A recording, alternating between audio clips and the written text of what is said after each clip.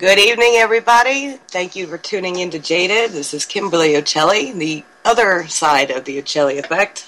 A lot of you just know me from coming in and out of Chuck's show, but I decided since I have a lot of issues that I like to take up, that I would just start my own show to discuss. So if anybody wants to call in, the telephone number is 718-717-8296. Feel free to call.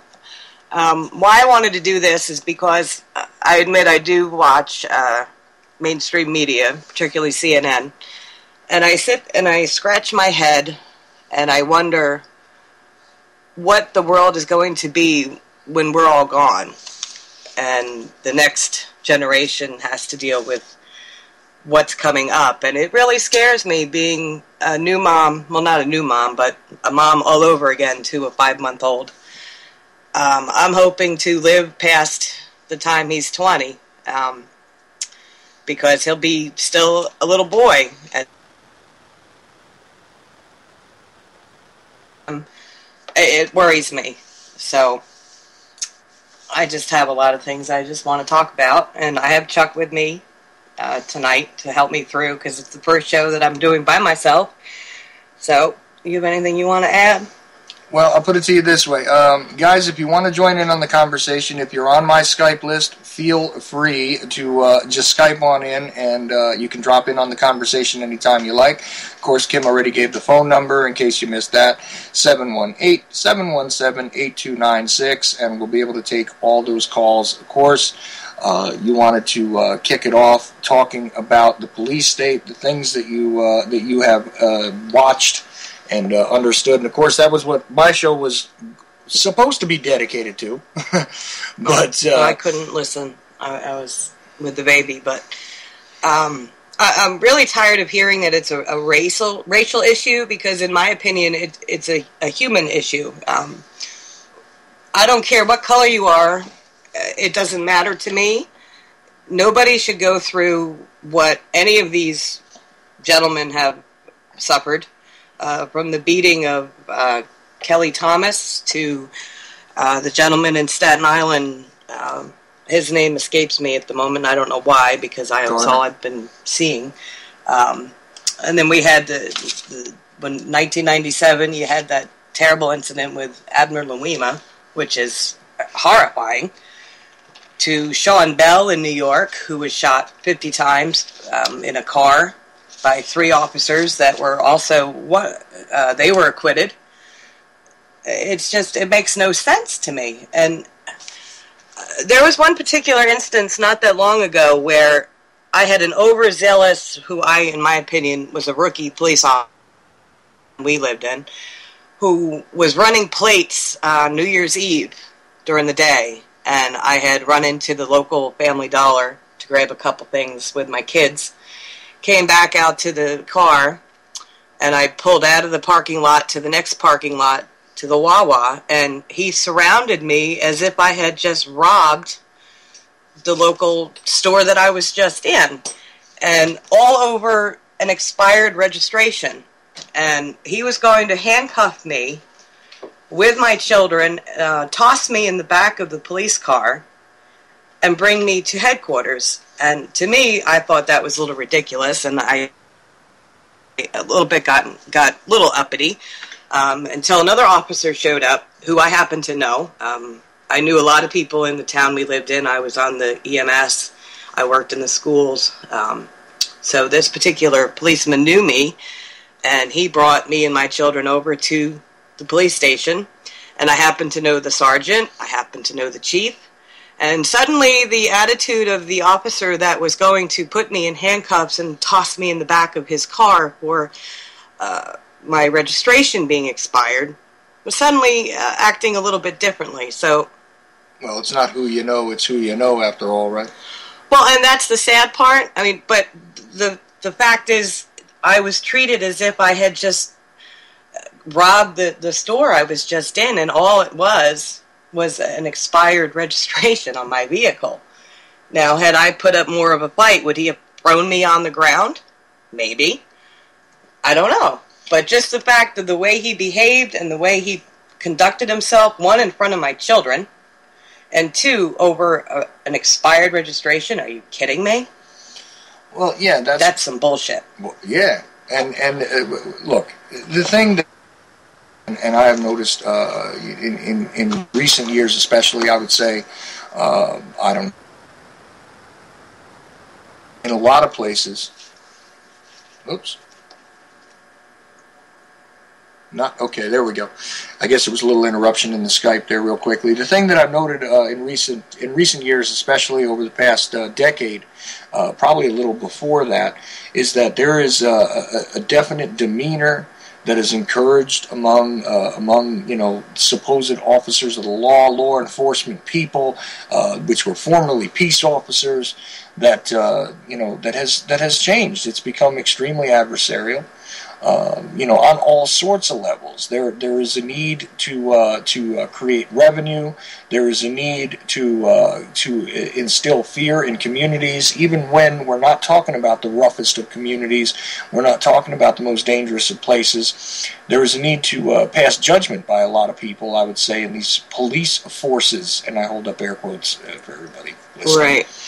Well, it was just answering the chat room to Joe. It wasn't an initial stop. He was running plates, and my plates came up expired.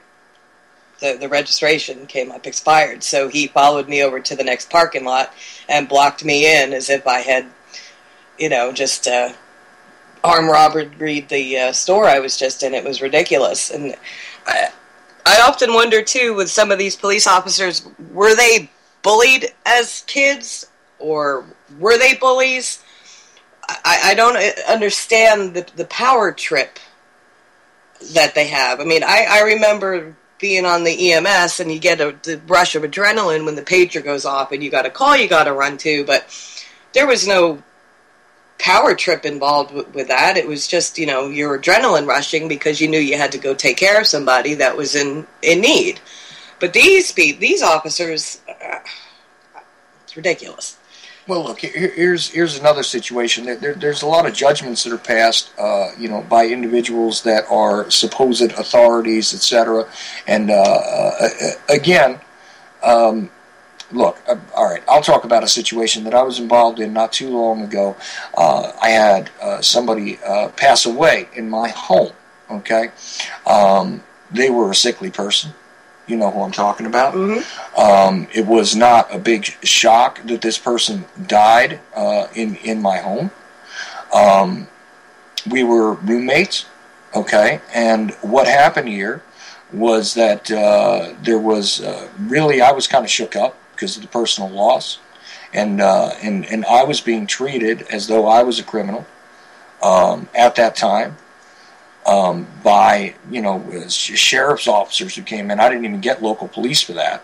The sheriff's department was immediately brought in for some reason, and all I had done previous to that was call the EMS or call 911 and explain that I needed medical assistance because when I came into that home, this person was already gone, but I wasn't completely sure of that because I was rather emotional about it, and I called them in, okay, and the next thing I know is I'm being questioned, about what I'm doing and everything else, and they threatened to take me into custody, and all these kinds of things, and meanwhile, exactly what the situation was there. Oh, there was no call for that. There was no call for any of that. And then another investigator shows up afterwards and starts questioning me about the stuff that he had seen that I posted on the internet, even. Because somehow or other, I guess my ID got, radioed and all that. And I'm not even talking about stuff that had to do with, say, the individual or anything like that. I'm talking about the fact that everybody knows that I was involved in like JFK research and stuff like that, and my mistrust of the government and things like this. These kind of issues are being brought up to me while I'm in the midst of dealing with the loss of somebody who I cared about. Really weird, surreal kind of thing. And they sought to they sought to start to make me a suspect. I really believe that if the death was even remotely questionable, that I probably would have been sitting in a cell because I couldn't have afforded a lawyer to help me out or anything. Right. But there is a serious change in attitude. There's an assumption immediately that you're somebody who needs to be taken into custody. There is an aggressive nature. There is a very adversarial nature, and I think it's been done by design, not only by the hiring process, but by the encouragement of the culture among those who are in law enforcement at this point in time.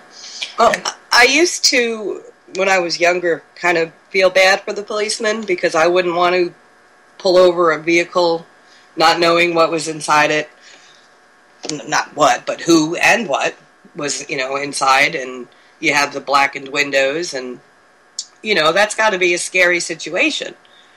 Like that officer in Lakewood who was patrolling, it was maybe 4 years ago, Christopher Matlos. I don't know how far that traveled, but we were in New Jersey at the time, and he was a Lakewood cop, and he was just doing his patrol, and somebody he knew, he pulled up next to and was talking to, and the guy shot him point blank in the face because he had just done something and thought that this officer was pulling him over to arrest him for it. And, I mean, that's not right either. So, I mean, what do you do? I'm tired of scratching my head, so that's one reason why I wanted to start a show, is because then maybe instead of me sitting there saying, well, what can we do? And then you have somebody else talking about it, and then I reach my friends, and hopefully they reach their friends, and so on and so on. But that was a terrible thing, too. He was just doing his job. He wasn't harassing anybody. He just got his face blown off. Well, those are the risks that are assumed. And I used to be rather sympathetic to this kind of thing too. At one point in time, but again, I keep seeing over and over, and not just via YouTube, and not just via what it is they're amping up to try and point us in the direction of being divided and conquered, and especially using the racial issue as a divisive point in society. Way outside of that, just in my own personal experience, I've seen a serious change in the way that police officers handle things, and I've never been, extremely disrespectful to police, since my youth. Let's not count my teenage years. But as an adult, I've never been, and I've had, like I say, an increase in these incidents that I've seen personally, and people that I've known personally, that have where it's just an inappropriate idea of power being given to somebody who is supposed to be a civil servant, somebody who's supposed to protect and serve in the community. Mm-hmm. And we were talking about this on my show tonight, and it was like, well, why don't we vote the people out that are causing these what would you call it? That are causing these policies, as they were, to come to life. Why don't we vote them out? Why don't we vote them out? I mean, I really lost my faith in voting, and I really don't want to participate in it because it's all, pretty much bought and paid for, and you don't get your own word out, etc. But no, you don't. But at the same time, it is a question of what do we do outside of, try to push back. I mean, I appreciate the idea that if we utilize, our power as it were as citizen journalists, we might be able to affect it some. And I think that there is an effect happening right now, I think greatly for the wrong reasons at this point because of the racial issue.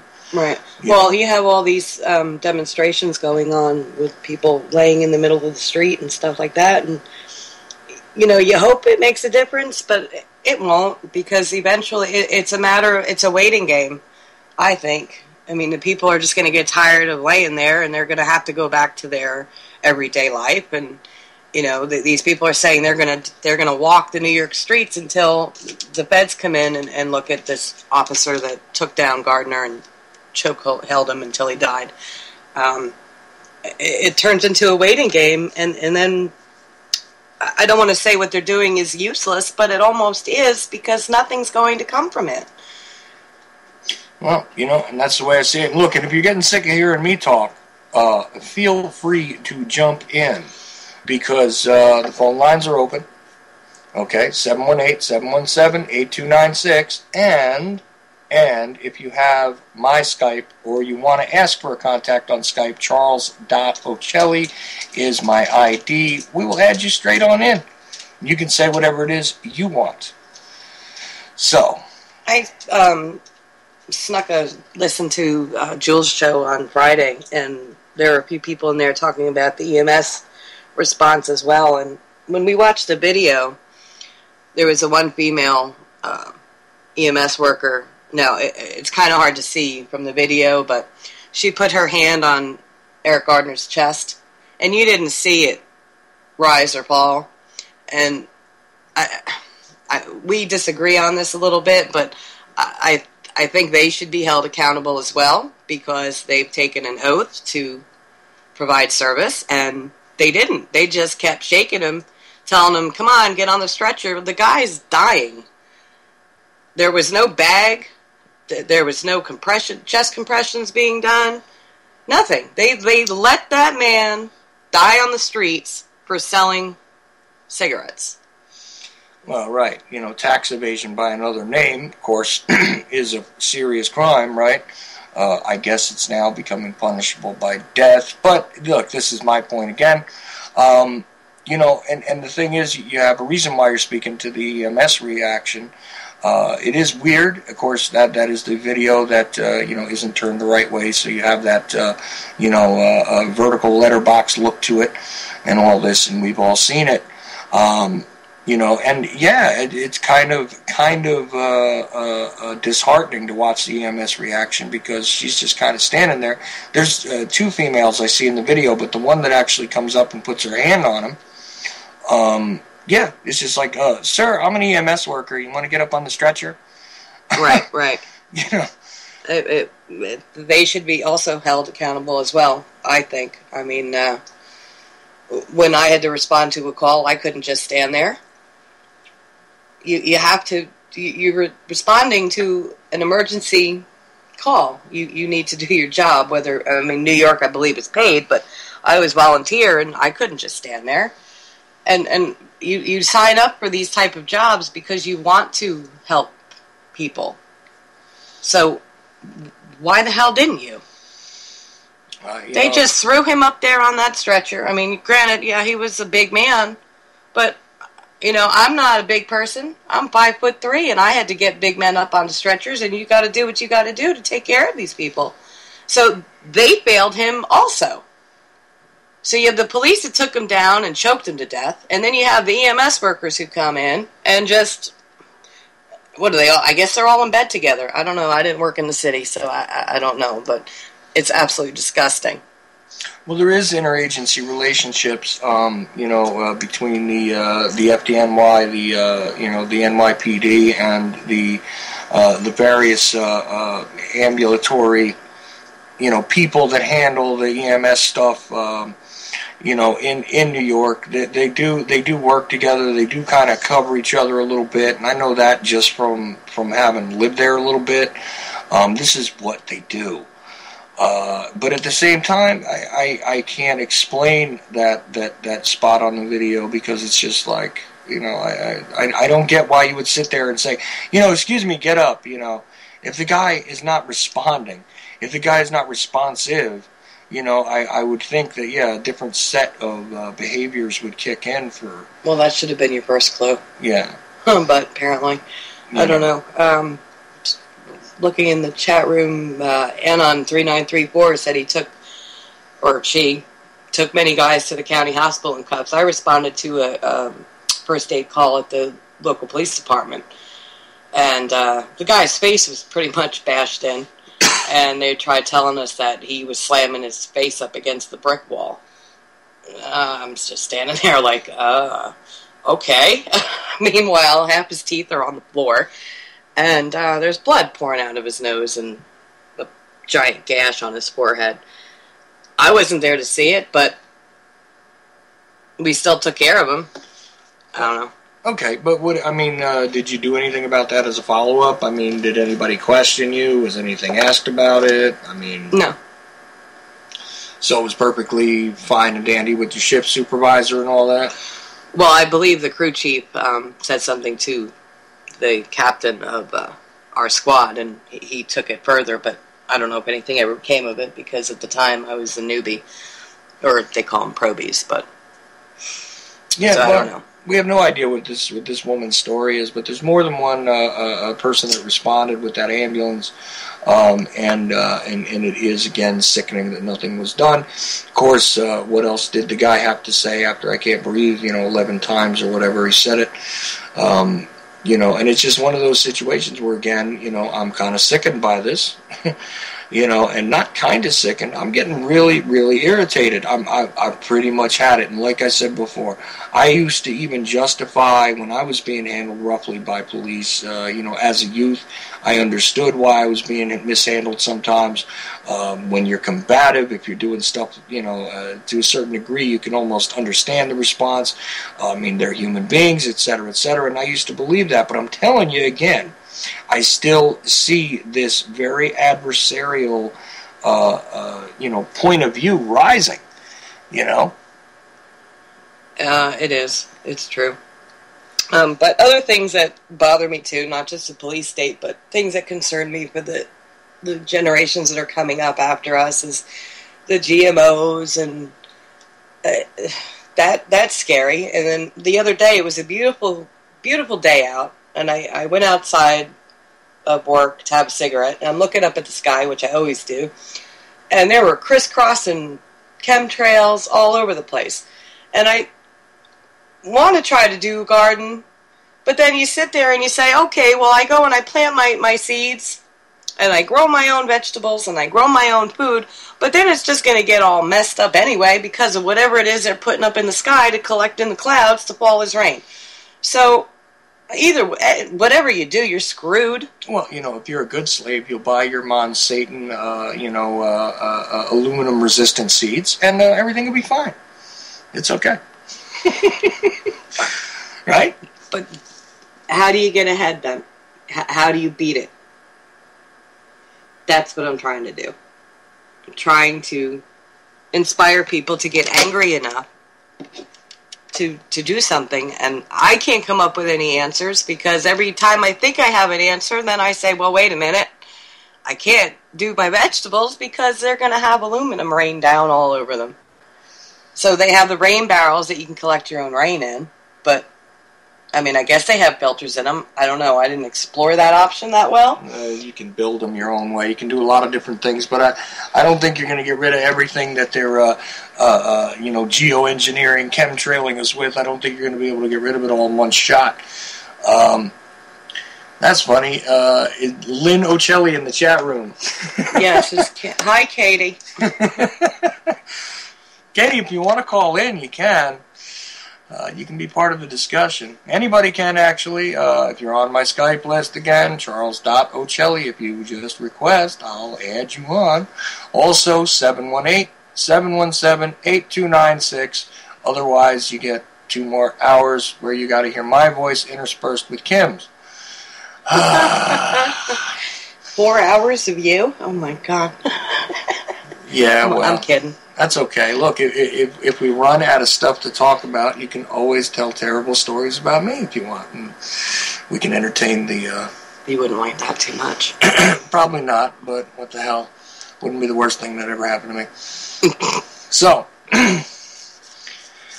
yeah, so like you were saying, you see these trails over your head, you realize all that stuff is going on.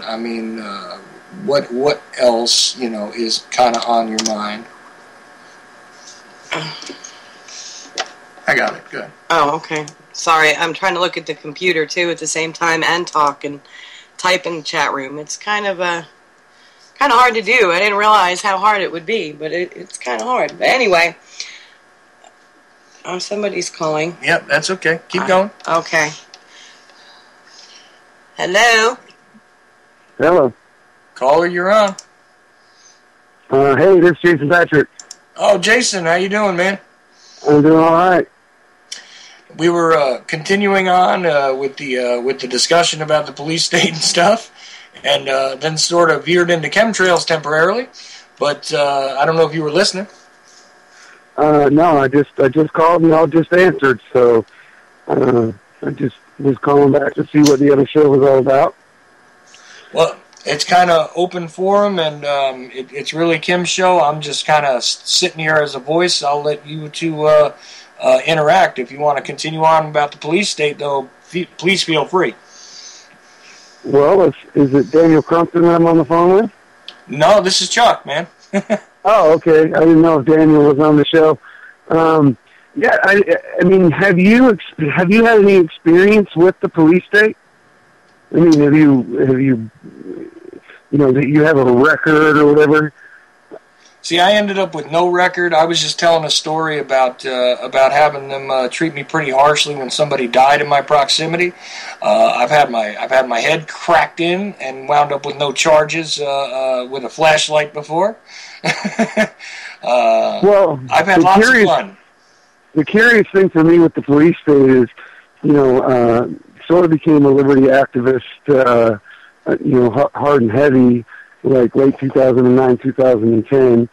And so we spoke out at the rally in our town. Our town in Warner Robins was buying a Bearcat, Lenco Bearcat G3, $250,000 vehicle, 66,000 people in Warner Robins, pretty peaceful town, not... there was as a result, we did a public records inquiry. The last time a police officer was shot in an incident, there wasn't one. 20 years we looked back. And so we spoke out against it. We went there. And I was, I think, 40 years old at the time. I'd never been arrested.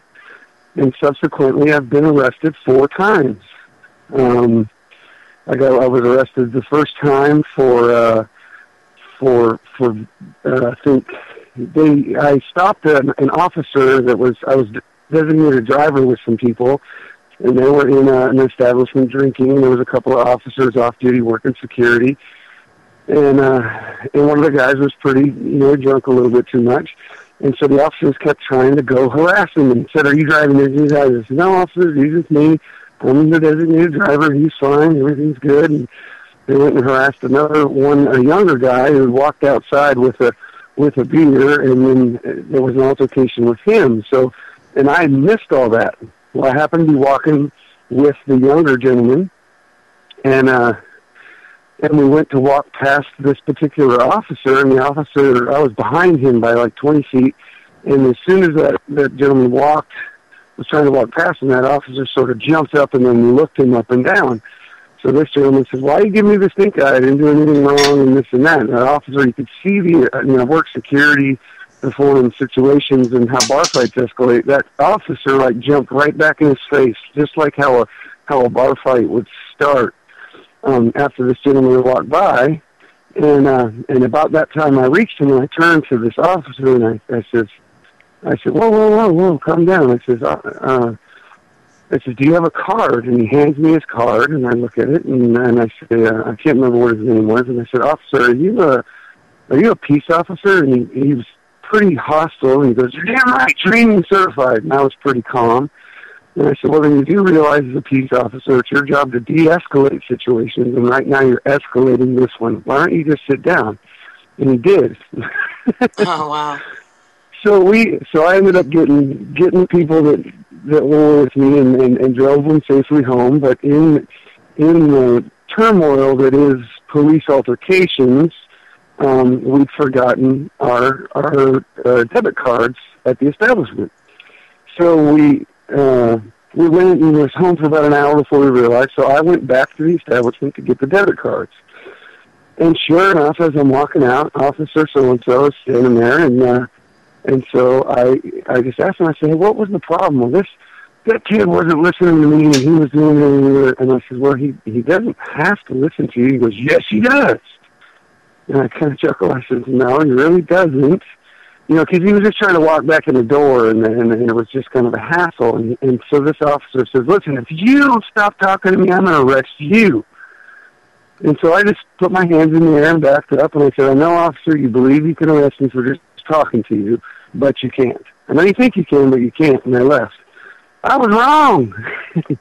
He radioed ahead and told an officer that I was drunk driving, and I got pulled over, and for no reason. I mean, on the video, it says I touched the line, but I barely did. And long story short, I ended up getting arrested for DUI with no evidence whatsoever, and those charges get dropped. I get arrested 2 weeks later for simply standing and holding a videotape. And so both those charges were pending. I ended up having to hire attorneys. All the charges ended up getting dropped. So I have no charges. A year later, I was going to cover Daniel Crumpton got arrested for being in the park after 9 o'clock. I don't know if he's ever told you that story. Well, I was going to cover his court case as the press. Well, I get arrested going to the courtroom. I walked into the courtroom, not the courtroom, but the little entryway to go into the court, and I was talking to some people outside, and then I walked in. I just kept my mouth shut and went through the security, and he goes, "You need to quiet down in here." Well, I hadn't said a word inside that room, and I said, "What? I don't have a First Amendment in here?" And he goes, "You need to go stand over there." Well, it turns out this officer already knew who I was, and he knew I would refuse a breathalyzer. So he comes at me with a breathalyzer thing again, and I said, "Do you have a warrant?" Well, then he gets just steam breath in his face. And he says, you need to get out of here. I said, "That's no problem. I'll leave." And as I'm grabbing my stuff, walking out the door, he grabs me behind the back. And I said, whoa. If you want to do all this, I want to stay in here where there's audio and video. And he throws me out the door. And he says, "You need to leave." I said, "That's no problem, officer. I will leave. But I want to file an open records request right now for the audio and videotape in that room." And he goes, "Your people know how to do that. You guys do that all the time." I said, "That's correct, officer, we do, but the statute says I can file it with anyone with the department, and I'm filing it with you." And he goes, "That's it, you're under arrest for obstruction." So I get put under arrest for obstruction. They take me downtown. I end up in maximum security, and I don't know why. And I'm raising a stink, trying to figure it out. I basically end up telling the guy, just push the gas button. You got me held in here. I haven't made a single phone call. I've been in here for 3 days. He's arrested me for obstruction and disorderly. They're both bogus. They're going to get dropped, but why you have me here? Well, it turns out they filed a terroristic threats charge. Completely fabricated. But as this thing's escalated, right? First I'm speaking at a rally. Then I get arrested 2 times for nothing. The charges get dropped. Now I'm arrested and they've added terroristic threats. Every cop in Houston County knows who I am. When I walk into Flash Foods, there'll be a couple cops standing there, and I'll go to talk to them. I say, "Hey, how are you today?" They say, "We can't talk to you. We know you." And so they all know who I am, but now they've raised the charges to terroristic threats. Well, what comes after that? I mean, we all see the shootings that go on all over this country, and when out in my bond hearing, they're reading the other 2 charges that they've already placed that got thrown out in court because there's no evidence. They're reading those charges at the terroristic threats bond hearing. Every bit of it's a complete fabrication on the same guy I've always been for 40 years, no different. But now they have they have all these imaginary charges. And so now what I know is if I'm driving down the road in Houston County, Georgia, and a cop who knows who I am and runs my tag sees terroristic threats, if they don't like me, which they already know they don't, they can just kill me. And then they can read all these charges dating back. Oh, yeah, see, terroristic threats. And it's all make-believe. It's all imaginary. Right. Well, we added Jules into the show, and also Daniel. Thank you for calling in. Hi, Kim. Hi, Jules. I'm so glad to hear you on the air. This is awesome. Thank you. Yeah. Hello, Kim. Hi, Daniel. I'm glad to be on your Virgin Cruise. Oh, thank you. Interesting. I was saying before, I don't think Jason was on, but I had an overzealous rookie cop who was running plates, and he ran mine when I was in a store, and my tags came up expired. and he treated me like I had just robbed the store that I came out of, and was going to arrest me and throw me in the back of his police car with my 2 children, who were younger at the time. They're hysterical, although my son says real loud, "Can I bring my gun, Mommy?" I was like, no, that's probably not a good idea. He had a little Nerf gun that he didn't want to leave because they were towing my van because it was expired. But until he realized that I knew a lot of the officers in town, he was rough. I mean, he didn't put his hands on me or anything, but he could have handled it differently than he did until he realized who I knew. And then suddenly his whole attitude changed where he was acting like he was my friend. And I just sat there like, well, first of all, you're not my friend. And secondly, you handled me as if I had just robbed a store I just came out of, when I didn't do anything wrong. You would just happen to run my plate and it came up expired, which isn't a criminal offense as far as I'm concerned. I just didn't register the vehicle. Well, you live in America, so... Yeah. Welcome. and you wonder why people want to come here. I don't know why. I don't know if they do anymore. I mean, with stories like what Patrick was talking about, stories like that are very common now. So no, people do not want to come to this country anymore. Not with all the statues and don't get me going with this. Patrick is bringing up a very good point about police brutality, which is something we really wanted to talk about on Chuck's show, and we kind of went off on a tangent. But Patrick is bringing up a very good point. So far he's noted that he and I are political activists. We're also in the public eye, and we have been harassed and arrested for frivolous things more times than you can possibly count in the past few years. The case that he's bringing up, which was at my arraignment, is a very pertinent case, I think. I think it kind of bears weight, and I think it's something that we need to discuss. And that was your arraignment. That was your arraignment for being in the park after 9 p.m. with your dog, right? Well, here's the thing, Chuck. Here's the thing. They know who we are. Whenever Jason Patrick led the charge against the Linco Bearcat, the chief of police here in Warner Robins essentially mandated that all the deputies in the Warner Robins Police Department watch all of our stuff and read all of our articles. Everybody in this town knows who Jason Patrick is. They know who I am. All of them do. It's no coincidence that I get arrested for walking my dog in a public park 10 minutes after curfew, and at the arraignment of that trial, which I will take to a jury trial, Jason Patrick gets arrested at the arraignment. They know who he is. You know what I'm saying? Now, for one thing, the entire point of Jason Patrick getting arrested was because they believed he was intoxicated, and that they were going to charge him with obstruction because he refused a breathalyzer. Well, I was with Jason Patrick at least a half an hour to an hour before the trial. I never witnessed Jason Patrick consuming any alcohol whatsoever. Now, what gave them any probable cause to whip out some Batman breathalyzer thing, I have no idea. My nephew was recording the entire thing as it went down. And Jason Patrick simply asserted his constitutional rights to refuse them any ability to obtain his personal effects. That includes his blood, his urine, any of it. And thank God Patrick does know his Constitution. Thank God he does. And they didn't. And this is all recorded. But what it looks like to me, and what it does look like to legal counsel that I have obtained, is that what we're seeing is harassment by local law enforcement because we made a stink about them purchasing a tank. And so everywhere we go, we have frivolous charges brought against us. And this incident that he's talking about is one of those. Right. Jules, what do you have to say? Well, I actually had a couple things I wanted to mention.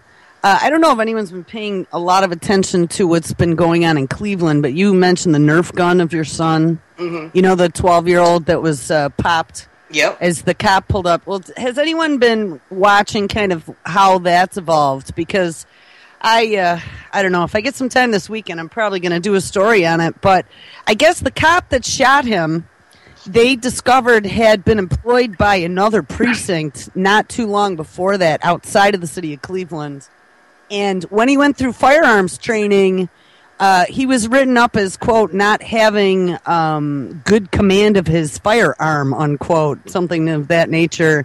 And he was about ready to get fired. And he went out and applied for the Cleveland PD, and they hired him without ever checking his personnel file, by the way. You know, it's something I had mentioned to Chuck last night. Do they do really strict background checks on officers who are coming in to be an officer? You know, I mean, I don't know anyone really on the inside that could give me that type of intel, but from what I've been seeing, it almost seems like when they go from, if they're already an officer, you know, they're going to make sure that they take care of their own, and hey, you got issues there, we're going to bring you over here. And I mean, there's been enough of those stories. What is a really strict background check anyways? It's more government paper, which government paper is basically fraud anyway. I mean, what kind of background check are you trying to get to? I mean, well, maybe a psychiatric background, maybe poke into their high school years, their college years to see what kind of... Well, we already know what they prey into. What they prey into is returning veterans from overseas who have PTSD. And what they're also looking for is people who have an IQ under 80. That's the Department of Homeland Security mandate. You know, officers that you see out there on the street have an IQ of less than 80. That's because police departments do not want officers who can think. They want officers who can obey. For example, the entire point of my arrest of obstruction of justice was because I asserted my Fourth and Fifth Amendment rights. The officers were so confused that their nose started to bleed. You don't have a right to take any identification from me. You don't have a right to demand my identification or my name or my blood or my urine or my breath without a warrant. And in order for there to be a warrant, there has to be a crime. But in order for there to be the crime, there has to be a victim. This goes the same with Jason Patrick's arrest. They demanded his breath, and he refused under his constitutional rights. There's no victim. Yet they arrest him and me for what they call, under state law, obstruction of justice. No, me and Patrick were upholding justice. We were upholding the Constitution. Well, what you were asking for was probable cause, which, to go a little further, would be something that is sworn to by an affidavit or, so on. This is where the problem is. These guys don't know that they require probable cause in order to perform a search. And I think that's been done on purpose. I mean, that's the way I see it. And psych evaluations, to the best of my knowledge, don't occur until there's an incident. Right. That's what I've been told. I know that every police department kind of functions a little bit differently, but they over the years have kind of streamlined it, and I don't think that it's a matter of sort of screening these guys so much anymore. I don't know if there ever was screening for it to begin with, but I don't think there's really a set kind of process by which these guys get screened, Well, I think, like in New York State, as part of the SAFE Act, they are going to make psychological screening a part of maintaining a permit to have a firearm. So why should that not also apply to law enforcement? Because I would think it should. Absolutely. Yeah. Hey, one other thing I wanted to mention here. I got a message from Daniela Walls. She does United Front Radio here on Mondays and Fridays. Okay. And I don't know if you guys have heard the show. I know a lot of listeners have. Over the last few weeks, both Daniela and Brandon Turbeville had interviewed Reverend Pinckney out of Michigan. Oh, yeah. If you guys are aware of his case. Actually, Madison Rupert interviewed him here back like 2 years ago, and Pinckney was already involved in this. But I guess, long story short, he's been fighting Benton Harbor, Michigan, and Whirlpool for years as they buy up the city and sell Detroit out. Is pretty much what's been going on. And he and his wife go to all of the different court proceedings and try and get these corrupt politicians document all the illegal things that they're doing to try and get them thrown out of office. Well, anyway, they came up with all these trumped-up charges, said that on an election petition he had forged names or something, got him on. I mean, it's the most ridiculous charges you've ever seen. So anyway, he's now up in front of a court. He was arrested. He is facing 20 years to life right now, I believe, on election, what do they call it? Election petition fraud.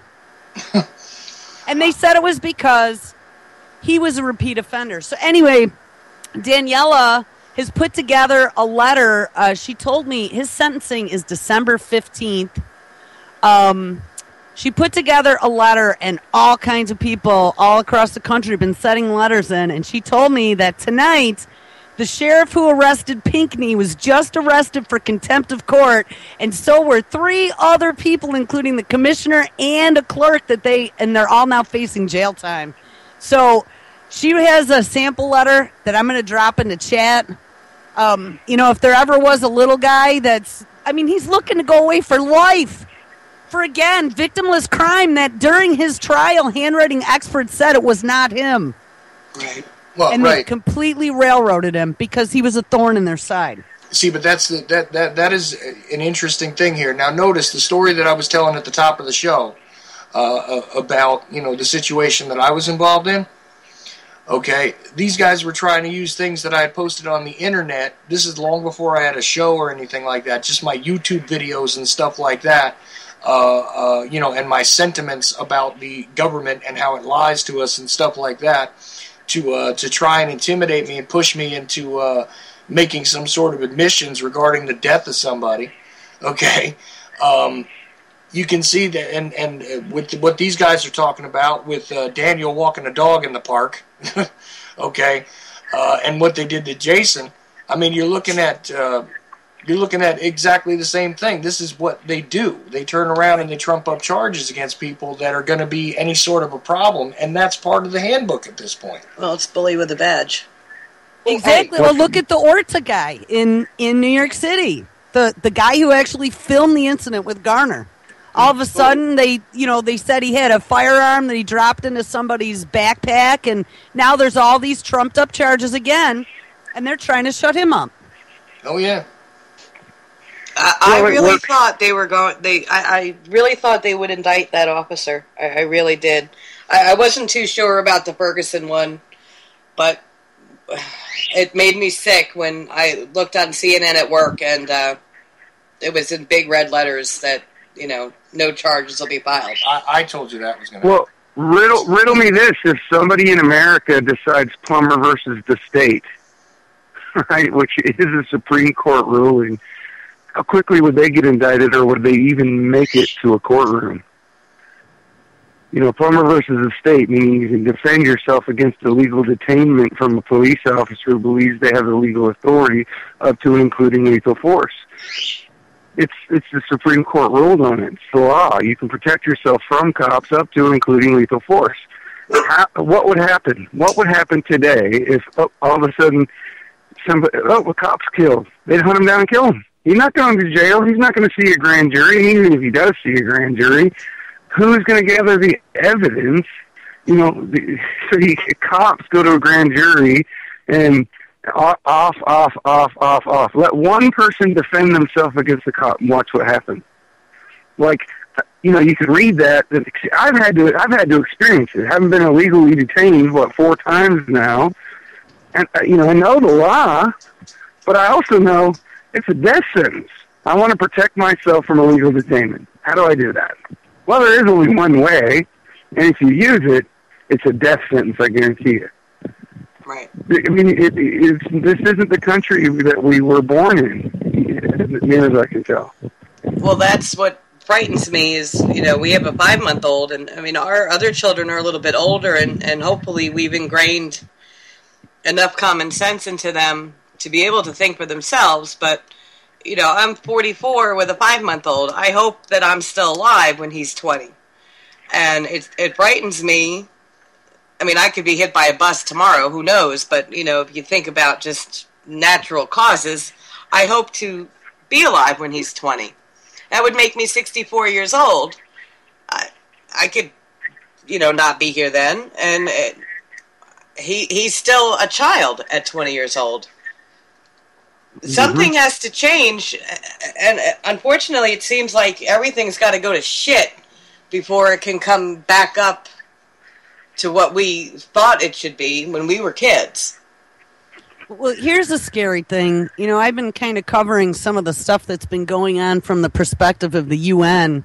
Brown's parents ended up going to the UN. I don't know if you saw that, and testified in front of the Committee on Torture in regards to what happened in Ferguson. They kind of tried to make a case stating that when they left Michael Brown laying in the street for 4 hours and didn't get a medical attention, etc., that was a form of torture. I can go either way there, and I've had my say on that whole Ferguson case, but I do agree that we definitely have an issue with brutality and militarization. I'm not sure if I want the UN involved in any of this, because that's a whole other issue there.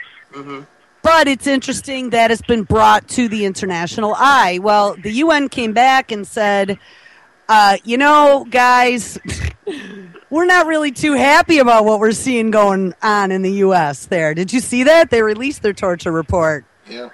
And they had some definite criticisms in regards to our human rights violations that are going on here. So, lo and behold, what do I see now? So Georgie Bush pops out of the woodwork twice in the last 24 hours with some pretty strange things that he said, like he always does. But what do I see? Holder now is saying, they're just getting ready to release the torture report that was from the days of George Bush and Dick Cheney for waterboarding and all the torture that happened in the Guantanamo-esque prisons. Mm-hmm. They're getting ready to release that with all the human rights violations outlined, and they're thinking, maybe this isn't such a great time. So now they're almost using all of this unrest that's going on as an excuse to maybe withhold the release of the report about more human rights abuses at the hands of the U.S. government. Oh, wow. That's cool. Yeah. There's some pretty crazy stuff. And, one other thing. Did anyone see what happened last night in L.A.?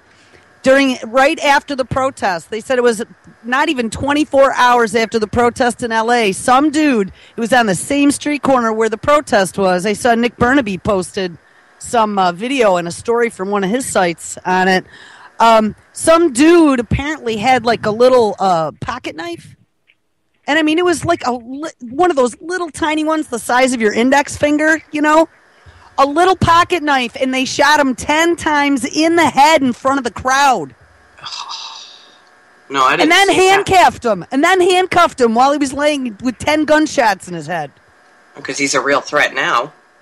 I couldn't believe it. And they took him to the hospital, and they pronounced him dead. So go figure. For a tiny pocket knife. I don't know how many cops there were, but there were 10 shots. Mm-hmm. You would think maybe somebody could have pepper sprayed him for a little pocket knife. Well, that's the problem. That they don't shoot to injure or pepper spray or whatever. They're going to kill you. And, it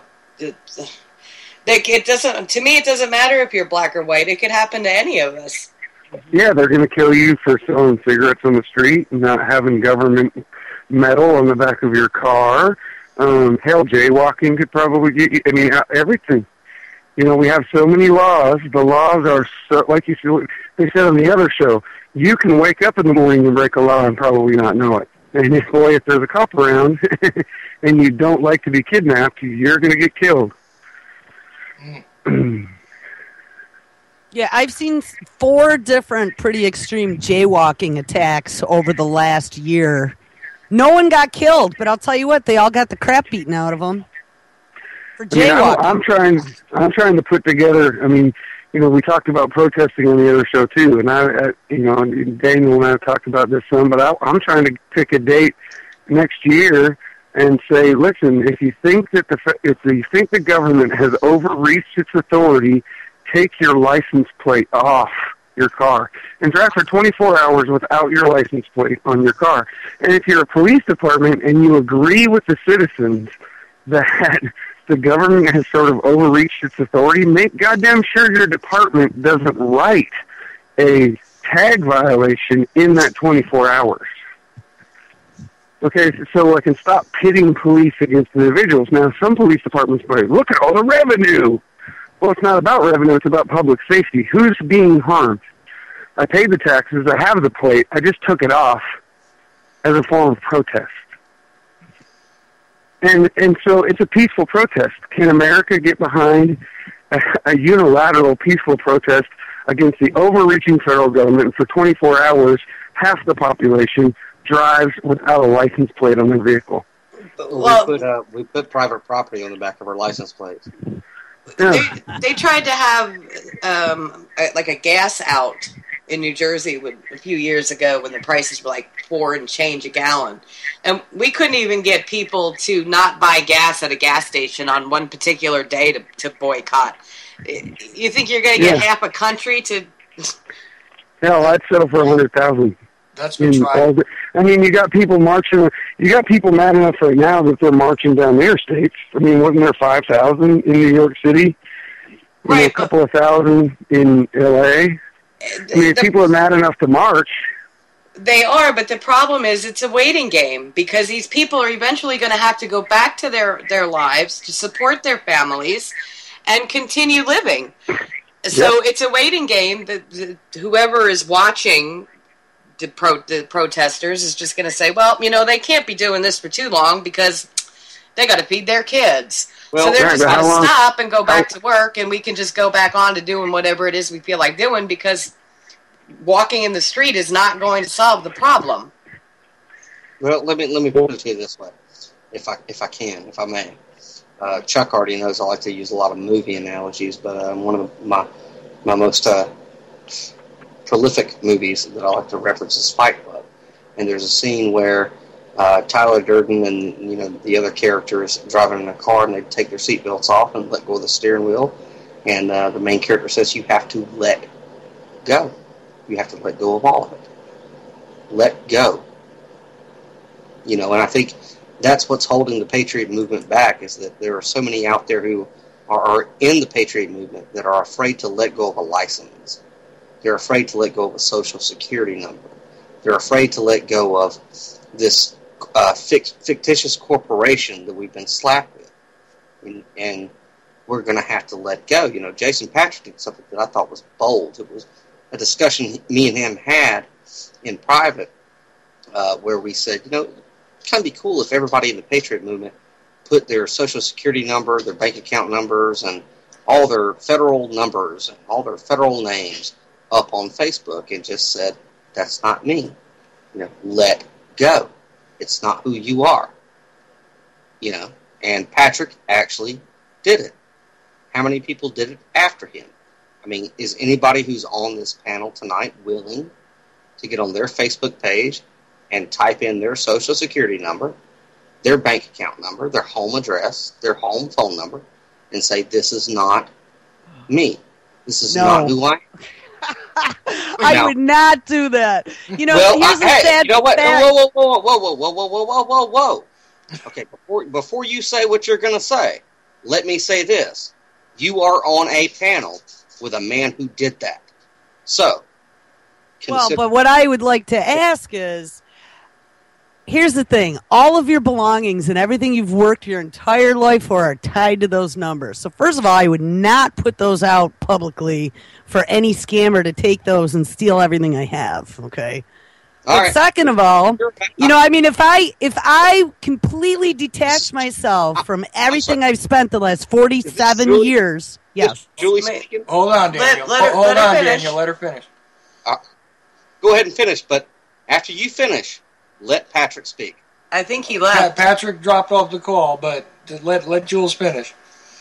I was just going to say, I mean, if I could completely detach myself, give everything that I've spent the last 47 years of my life working for, then I have no issue at all doing it. But I got to tell you what, something that I worked for, I'm not giving away to the state or to criminals who are going to take it. Okay? That's something that I put, I mean, here's the dangling carrot that we were all tricked into chasing for our lives as part of the American dream. You sold your youth for that. You sold your life for that. Okay, so your breath, everything that you've lived all these years is caught up in that pot.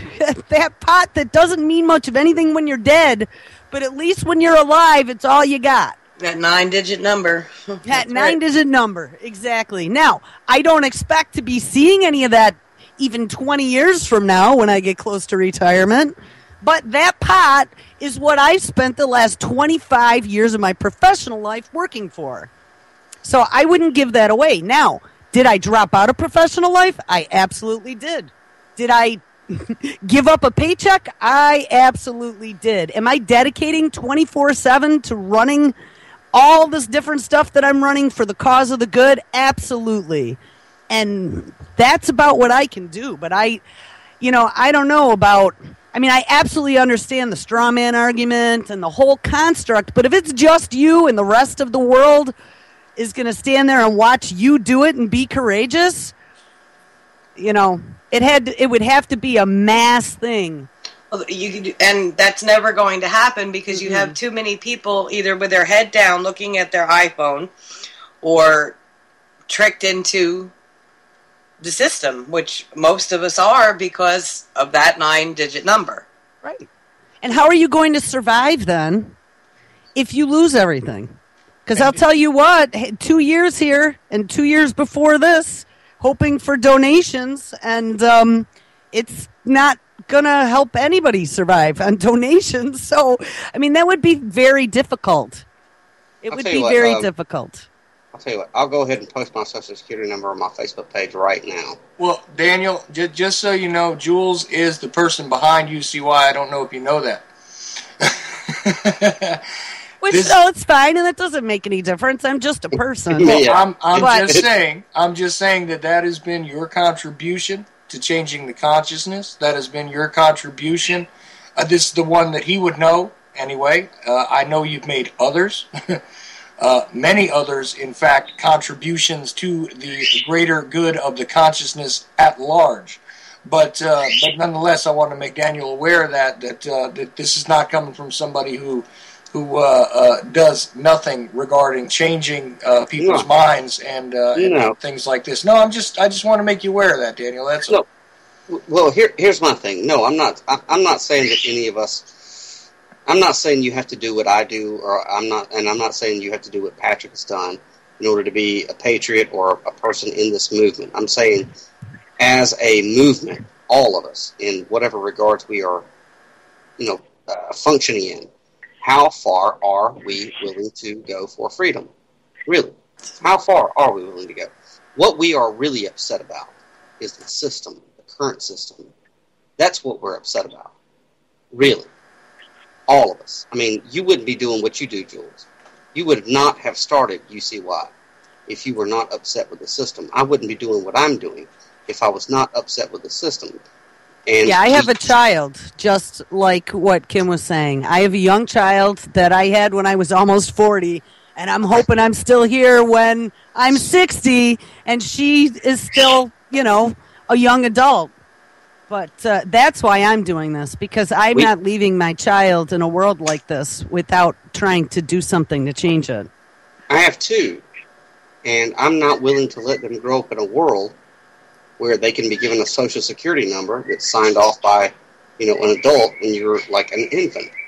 I'm not willing to let any children grow up in a world where they're put into a system like this.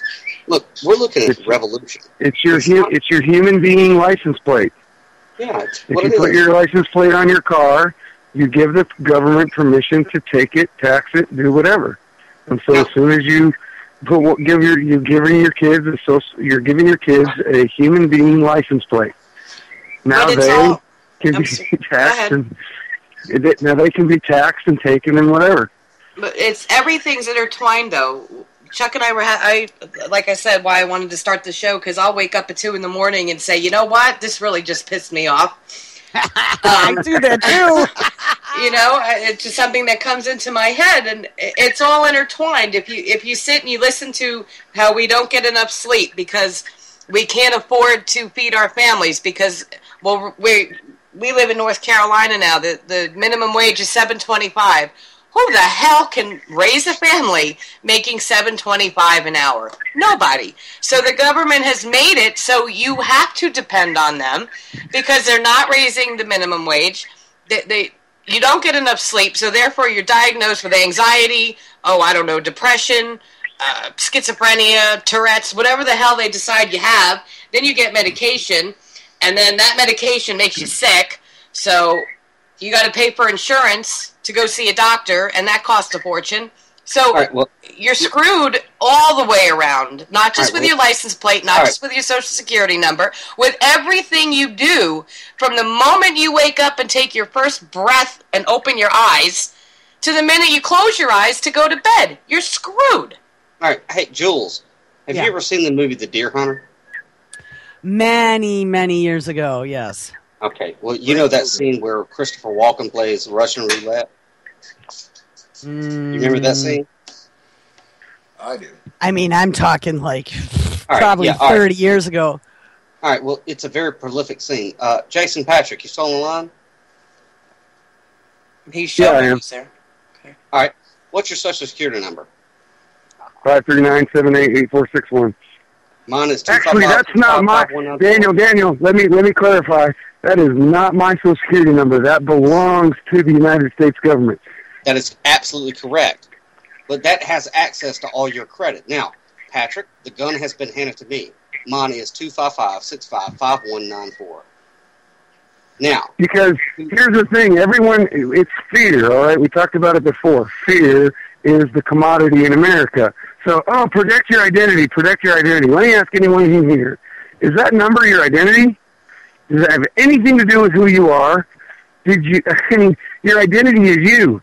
It's inside of your skin. It's inside of your conscience. You're talking about raising the consciousness, and yet you hold on to this number like it means something, like it matters, like it does something.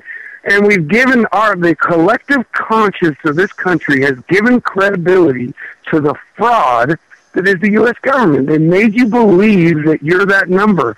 Guard your identity. That is not my fucking identity.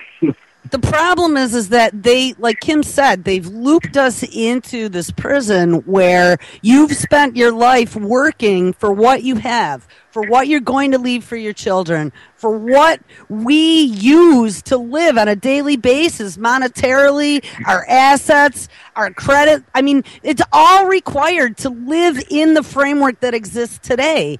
And no, it is not your identity, but if you don't have that, you're not going to be living with a foot in each realm, which is what many of us do now. We live with a foot on one side and a foot on the other side, and we do what we got to do to get by, but we're not agreeing with it. But I mean, I don't... So we're slaves on the plantation saying we can't do anything without the slave owner. Yeah. We have to, because the slave owner will do bad stuff to us. And so if we're going to moan I had to just say, if I'm going to moan and groan about it, which I do on a regular basis, you can become part of the problem or part of the solution. Slaves that say we have to stay here because the slave master is bad, and where will we eat if the slave master doesn't give us everything that we need to survive?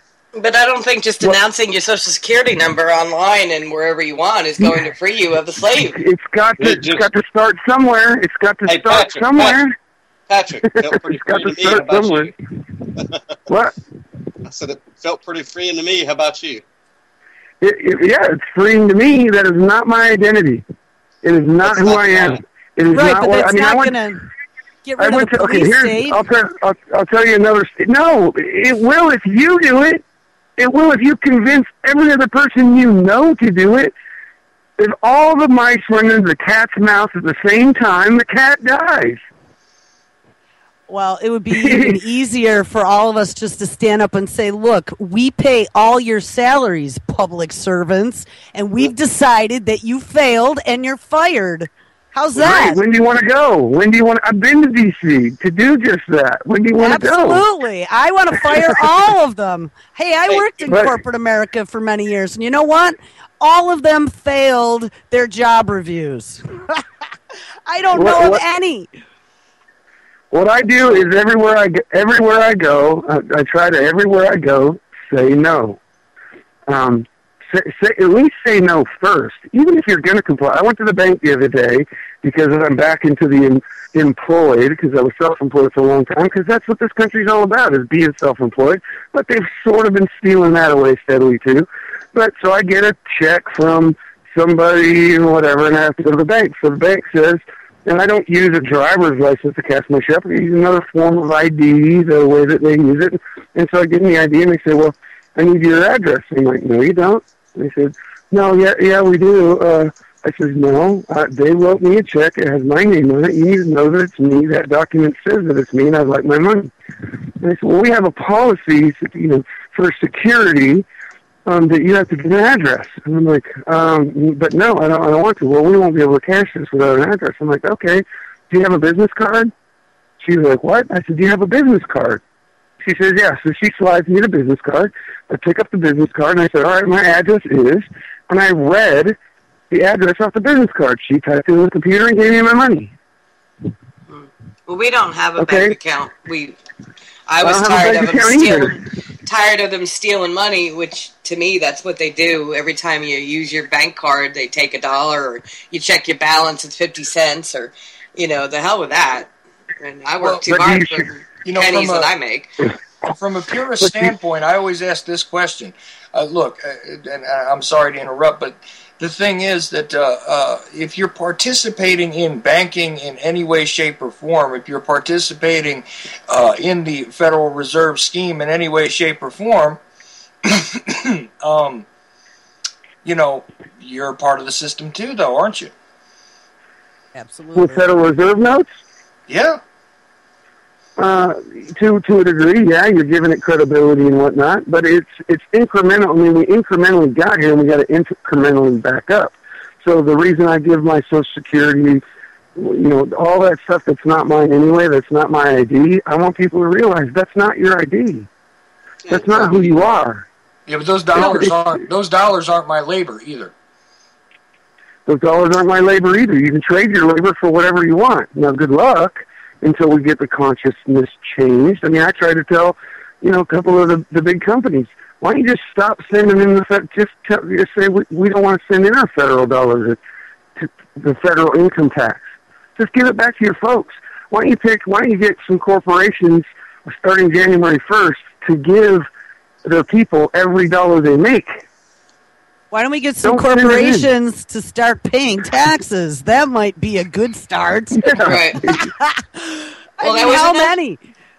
That was another thing that woke me up at 2 in the morning. That why is Exxon's profits, $350 million, and then they're not paying their share? Well, who wants to pay taxation without representation? I mean, that's the way we got to where we are now in a free country anyways. When people said, I don't want to pay taxation, you're going to fault the... I get what you're saying, but why are you going to fault somebody who doesn't want to pay taxation without representation? Because if I don't pay my fucking taxes, they're going to come and take my paycheck. And they're going to take your house, too, and they're going to take everything else that you've worked your whole life for. That's why... Absolutely. And you know what? The woman who lived next door to me when I lived in the city, her husband died, and 2 years she didn't pay her city taxes. Guess what? Her house went up for auction at 70 years old, and she was thrown out for $2,500 that she owed. Yeah, right. Can I jump in real quick? Yeah. Sure. Patrick. Yeah. What's your social? 539-788-461. That's a free person right there. That's a person that's afraid. He's afraid of absolutely nothing. But remember, there's lots of people in this country who would love to take your Social Security number and get whatever bennies you have coming. Well, I'll give you my Social Security number, but 158-628549. If you can do something with it, please do, because I haven't been able to do a fucking thing with it for the last 5 years. So if somebody wants it, take it. It doesn't there you benefit go. me. So, okay, wait a minute. Am I more free now because I just gave you my Social Security number? No. I still have to pay my bills. I still have to pay taxes on my paycheck. So, where did I get? There, you got my number. Well, I'll give you my address too. I mean, what I wonder, what happens if I can get 1 million people to be me? Or at least who the government thinks is me. Let's watch how many downloads this show gets tonight. Yeah. I mean, hey, listen, if you want to be somebody, be who the government thinks I am, because I'm not that person. I mean, I'm not. If you think you can get a benefit, from that slave number, well, go on and benefit, because it doesn't benefit me one bit. Well, not a benefit, but anything you own and anything you've done is tied to that number. Okay, my education You don't own it. The government owns it. You just said if you don't pay the rent, they're going to take it. It's not yours. You don't own it. It doesn't belong to you. It's not yours. It never was yours. It never will be yours unless you figure out a way to get free from the system. You are tied to your stuff. The government made it so you're a slave to the government because the government owns your stuff and you know it. If you don't be the slave that they want you to be, they'll take the stuff that you seem to think is yours and don't realize it's not yours, it's theirs. But that may be the case, but I don't want to be standing on the street with my 5-month-old sitting there with a bucket and a shopping cart. Right, trying to recycle aluminum to go buy him formula. Then why complain about the change? You've accepted the change. I don't want to be on the street, and the slave master is the one that makes sure I don't. And if I resist the slave master, he won't feed me. Well, just out of curiosity, do you live in a house or do you live in a tent? I live wherever I happen to be at the moment. I've lived in a tent. I've lived in a house. Yeah, I've lived in a tent. I've lived in a house. If you can be that free, that's a beautiful thing. Unfortunately, Chuck and I have a 5.5-month-old baby boy, and I'm not willing to raise my infant son. Right. I'm not willing. I understand. Listen, I'm not faulting you at all. But remember what it started with. I'm not willing to resist the system enough not to be a slave because it's hard. No, my son is innocent. He is an infant. He didn't ask to come into this world. He didn't ask for the bullshit that he's going to be handed when he becomes of age. So unfortunately, he didn't ask for a Social Security number, but he doesn't have one. He doesn't have one yet, and he has not been vaccinated. Nor has he seen a doctor since we left the hospital. So to say that because I started my comment with I'm not willing, no, there's certain things that I am not willing to put my son through because he is only 5.5 months old. If he becomes 21 years old and he decides he wants to walk the way and live in a tent, you know what? Have at it, my boy. That is your choice. But as his mother, it is my job to raise him as best I can. And unfortunately, the best I can involves having to go to work and having to pay taxes because that's the life that I was raised into. Period. Right. Well, there's ways around it. There's a UEI thing where you can be a free individual that doesn't have a Social Security number, and you can actually get your freedom back. It's getting some traction now in California, but it begins with giving up the things that we believe, I guess, make us free, and so looking into how to do that. I just talked with somebody the other day, and I forget what it's called, but you actually become a citizen's U.S. attorney. And you then have immunity. You're actually free. Your stuff is yours. I think what me and Patrick was really trying to say is that the time for incremental resistance has come to a stop. And where the point in history that we have come to is we have to have radical resistance, which is this system is corrupt. It's going to fall. So you could either say, I'm going to give my kid a social security number, a birth certificate, vaccinations, whatever. You're going to compromise in some way, form, or fashion. Are you the person that's going to be that mother who has a child that was just born that's going to say, no birth certificate, no vaccinations, no social security number, none of that? So far, he has none of them. Do what? So far, he has none of them. Yeah, and that's basically the same thing. You've done the exact same thing, and I'll give you kudos as me giving up my social security number.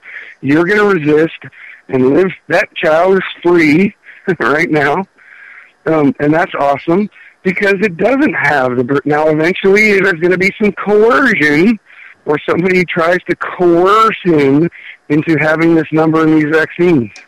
And then you have to decide, well, will we resist now? But the whole key is resist. I disagree with you, Daniel. I don't think we need radical.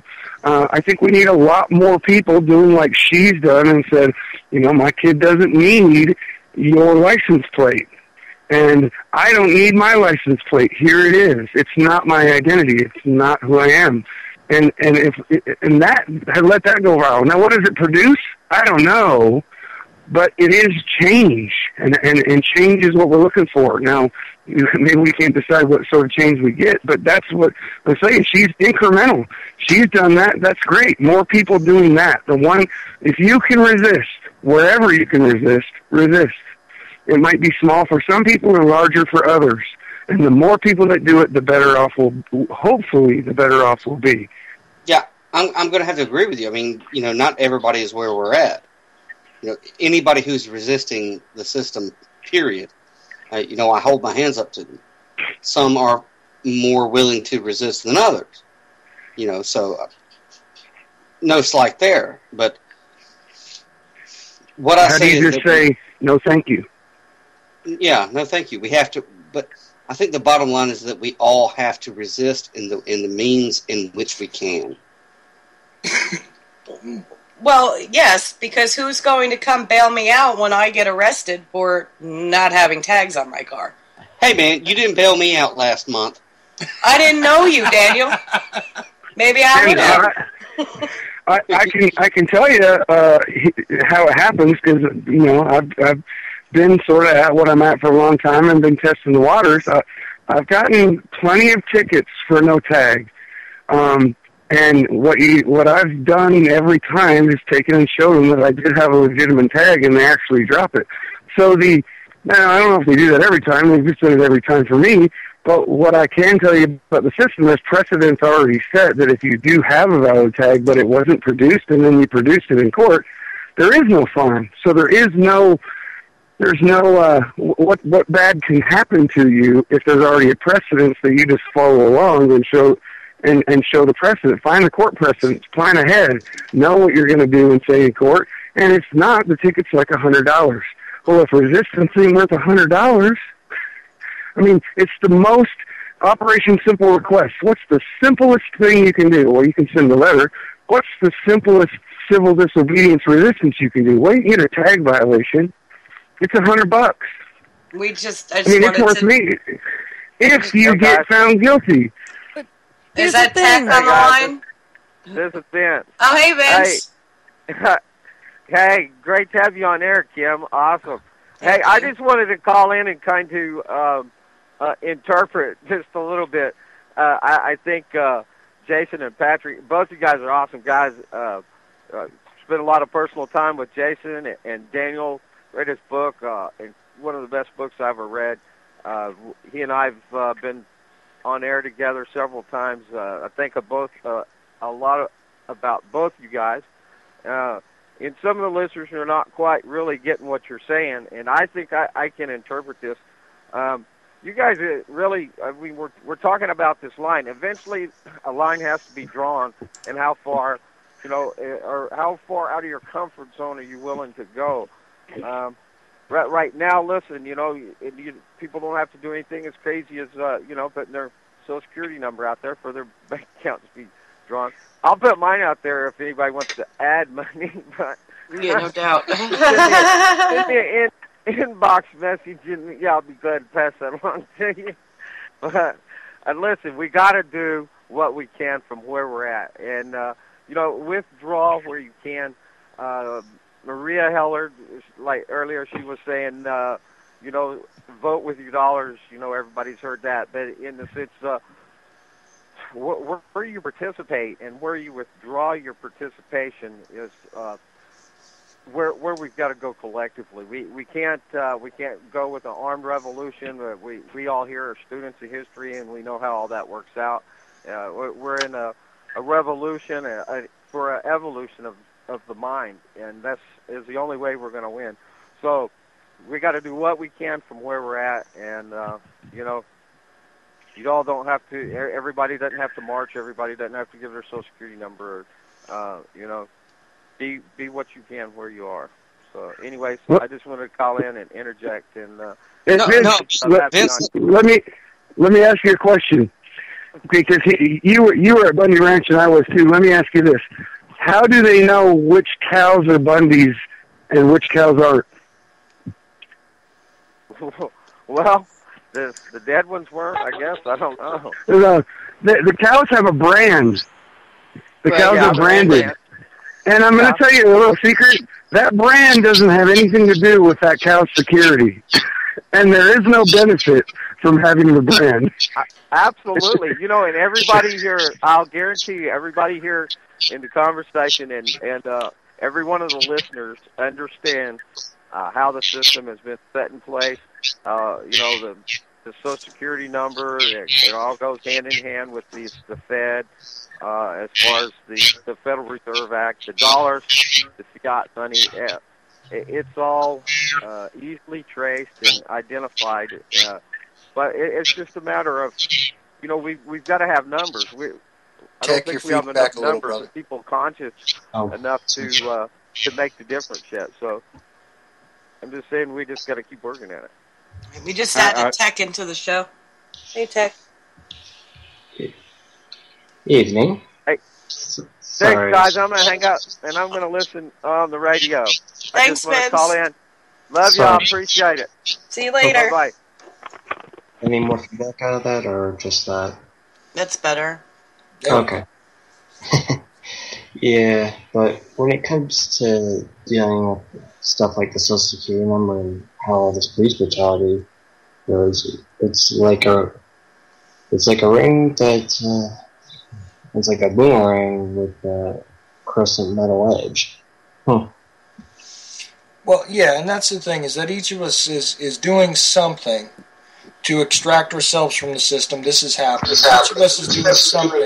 Somebody's got feedback. To affect a change. We are all trying in our own ways, and each of us has a level at which we can do this. If we encourage more people to do something to decouple themselves from this greater beast, as it were, I think that we're all doing a favor to the situation. It's not a matter of criticism. I know Daniel has said several times, look, I don't expect anybody to walk the same walk I'm walking. I don't know where to go with that, but I just want to make sure that I said. Somebody keeps feeding back. I'm not sure who it is. I had a question I wanted to pose to the person who was saying that they would rather stand up against the system and then go to court and have to pay $100 fine. When you're paying that $100 fine, you're feeding the system that $100. I mean, wouldn't it be you don't have to pay the fine. Go to court, demand a jury trial, and bring up court precedents, and you'll never pay the fine. I mean, it's been dropped in court 1,000,000 times. Use the precedents in the jury trial and get it dropped. It costs you nothing. Hector, you're kicking back again, brother. Oh, sorry. But here's the thing. Who is that benefiting? Every time you go to court and you tie up resources that then are going to, justify them raising taxes next year, let's say, on everybody else. What I was thinking is, why wouldn't you take that extra $100 and put it into something like alternative media that has some reach, that can wake up 1,000 more people to then get behind I've never paid $100. It's not real. It's imaginary.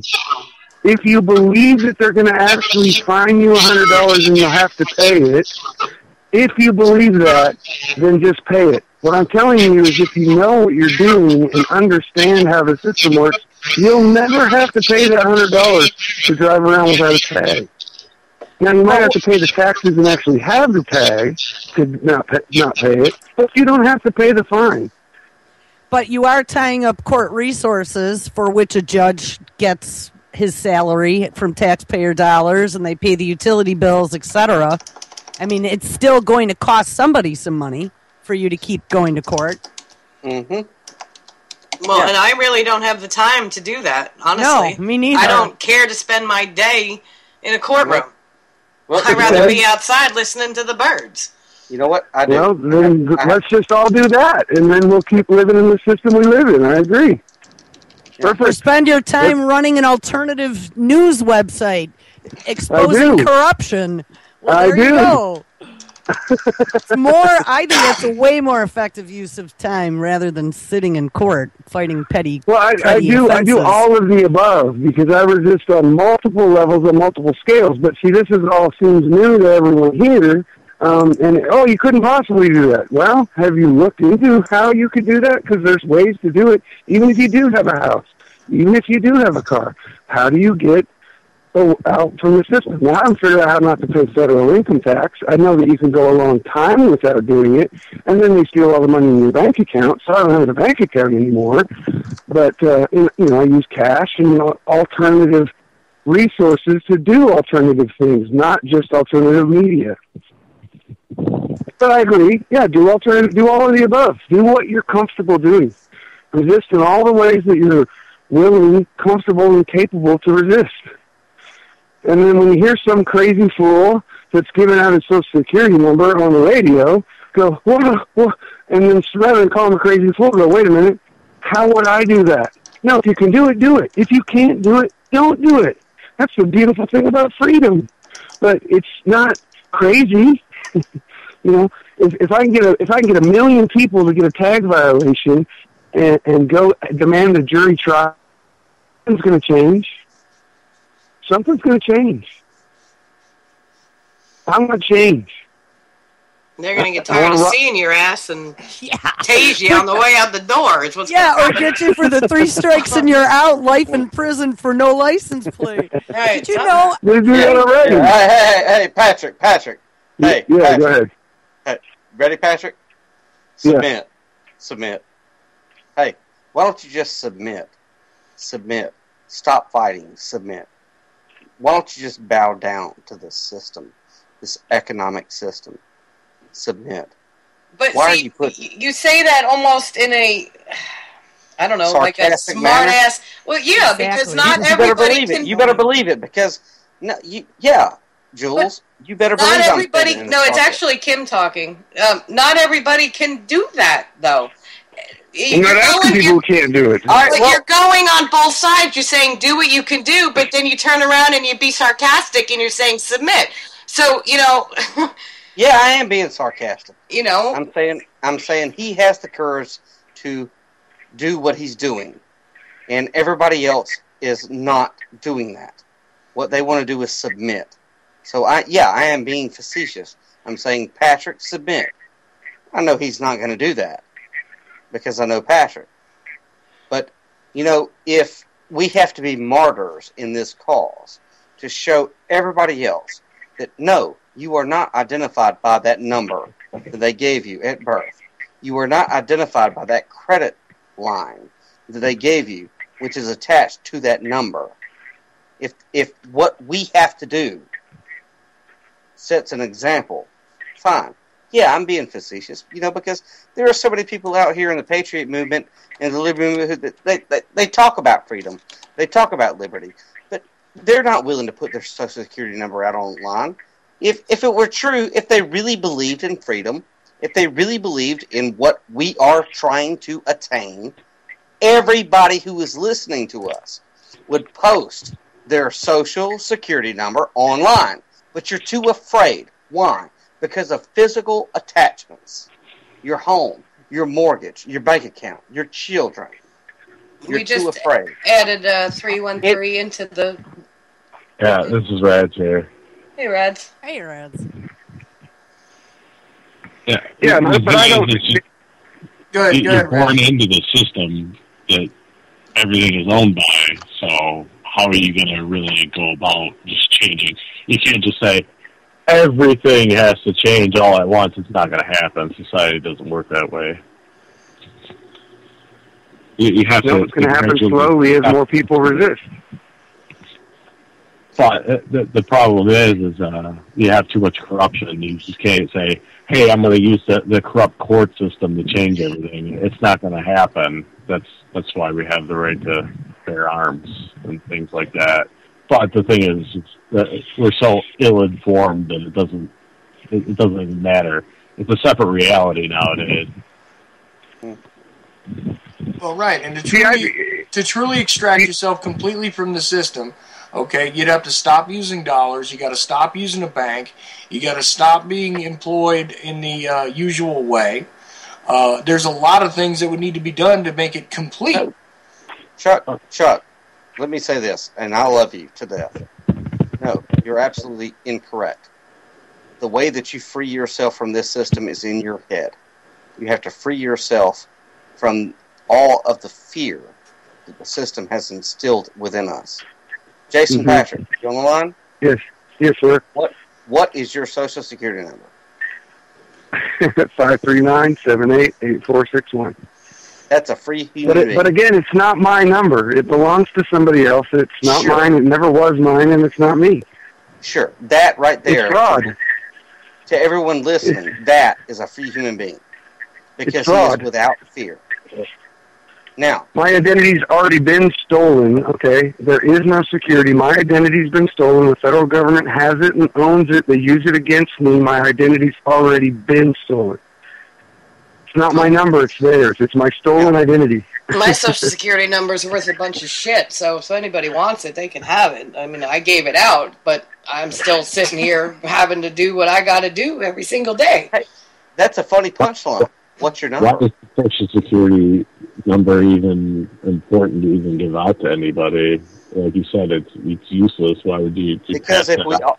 Because if we give them all out, it creates chaos within the system. I'm saying is everybody's Social Security number is on the internet, so somebody can obtain anything they ever wanted about you. How most people feed into the system nowadays, it's called Facebook, Twitter, all that. Everybody wants to be a celebrity as it is. So, I mean, what's your point? And you really don't think that feeding into the monetary system is also part of the problem? I'm saying is though. Well, not you. No, I'm sorry, Rads. I didn't mean you. I actually meant Daniel, because he said I was wrong about if you're utilizing a bank, if you're still trading your labor for fiat dollars, if you're still doing all that, you're still participating in the greater system. Okay? I'm saying is what is your suggestion for an alternate system? I mean, you think we're going to go back to the bartering system? The reason why we have money was to take the bartering out of the equation. The problem is our money concept has been hijacked and used against us for whatever will that the hijackers want. That's called terrorism. Has been going out of the country since 1913, and probably even before that. So. Dead on. But that's my point. Though that if you're saying that everybody else who is free has extracted themselves from the system and has given up everything, you still haven't given up your stake regarding playing the game with the monetary system, have you? Well, how do you do that? I would say that I have done that. I barter my time for whatever currency is being utilized. It happens to be Federal Reserve notes. Do I try to give into the monetary system? I resist it everywhere I can. Do I have a bank account? Absolutely not. Do I pay taxes? As minimal as I possibly can, and I fight those. Here's my question for you: let's say the people that retract themselves from the system. If everybody did that, I mean, the whole planet, it's done for. I mean, how many years do you think you're going to get out of that before everything turns to shit? I mean, everything gets poisoned and you can't go anywhere, or the people turn to locusts like biblical times, as people would claim. But, eventually the problem's going to come to your doorstep, whether you like it or not. That's why we're a society. We're all in this together, and the only way we can get out of it is through information. But that's, again, fear. You believe that they're going to come to your doorstep, and they're not. I'm saying is let's say if the whole thing collapses and nobody goes to work in the nuclear power plants and they just melt down, you're not going to be breathing in that air. You're not going to be eating that food.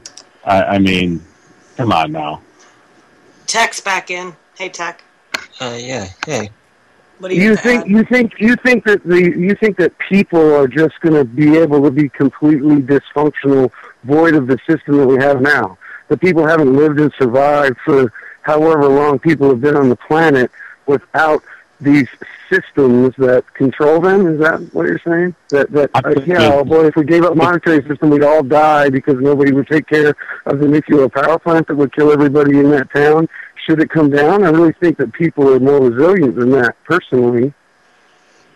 I'm saying is that the way the system is if you don't maintain the current system or find a way to disarm it, you're going to become a victim of it. Time is That's what we have now. That's what we have now. Exactly. And the point is look what you go out there, drive down the street. What do you see? You just see big box stores. You don't see mom and pop stores. Nobody has a clue what's going on. They rather talk about a reality TV show or think, something else. But they're so far detached from reality is you can tell them something about reality. They'd ask you what show that's from. Yeah. So there's a lot of people asleep. I'll give you that. You think that if the flood's coming towards their house, they're not going to fill sand in their sandbags and save it? I'm saying is if the flood's to their house, it's already too late for the whole species. That's the point I'm getting to. So we just sing Kumbaya and wait for it to come? I'm saying is we're doing the best we can to spread information about it, because if we don't band together, united we stand, divided we fall. It's right. Something like that. I'm saying is who's to say, let's say you're doing fine, but the city next to you is not. Where do you think all those people are going to go? Well, it's like how this is going to go is like a slash and burn, to where you don't want to burn your own neighborhood down on certain things, but yet you want to try to keep something together for everyone. I'm saying is eventually you have to come together at a local level and figure out something, because you can't rely on a federal system at this point. It's quite obvious. Yeah, with the bank bail-ins, that's... I'm saying you can look at the bank bail-ins and all that. Our money is owned by a private company. That's the main point. And only Congress should be able to legalize tender, and that's pretty much in our Constitution. I think Jules was trying to say something. Yeah. How well do you know your neighbor? Let her speak her mind. Yeah. I was just going to bring up the fact that what Rads was saying, with the big box stores and everything. I mean, here's the problem. The majority of millions of people in this country are slaves to the system.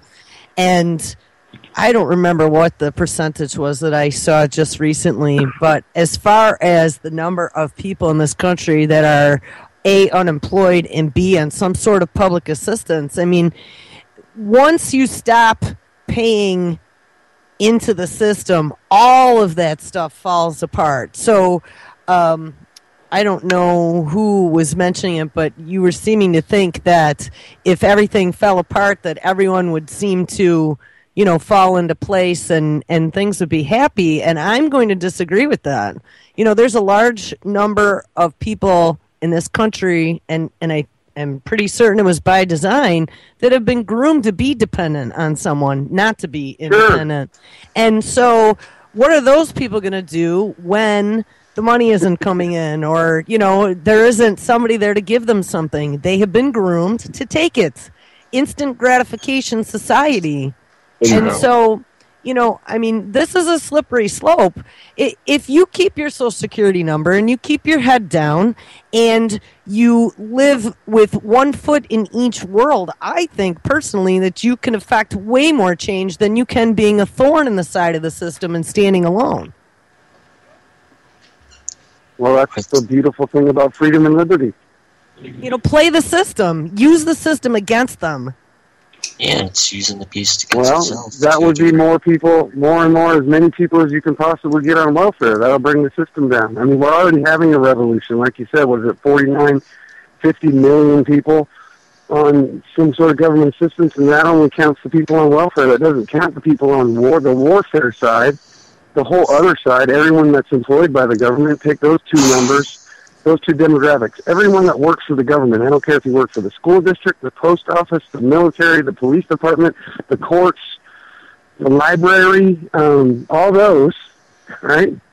And all the other side that are on some sort of welfare, government housing, whatever, now your number goes up even higher.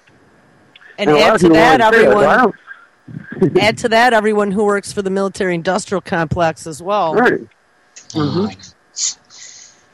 When it what happens when it runs out of money? What happens when it runs out of your money? This is what happened to the Soviet Union after the collapse. All the military goods got sold for pennies on the dollar. Yeah. Their system collapsed, but yet they got out of it somehow. I actually have a solution. I wish everyone would listen, but I can't make people listen. But I do have a solution. What's the solution, then? I think after 9/11, I think every single person in the United States of America was traumatized. I think all of us suffer from some type of mental disorder, be it bipolar or paranoid schizophrenia or post-traumatic stress disorder. I think post-traumatic stress disorder will be the best, but I think everyone in this country is suffering from a mental disorder. Now, think that what we all need to do as a result is to apply for Social Security insurance for disability. We can't work. We can't hold down a job. We can't function correctly in society.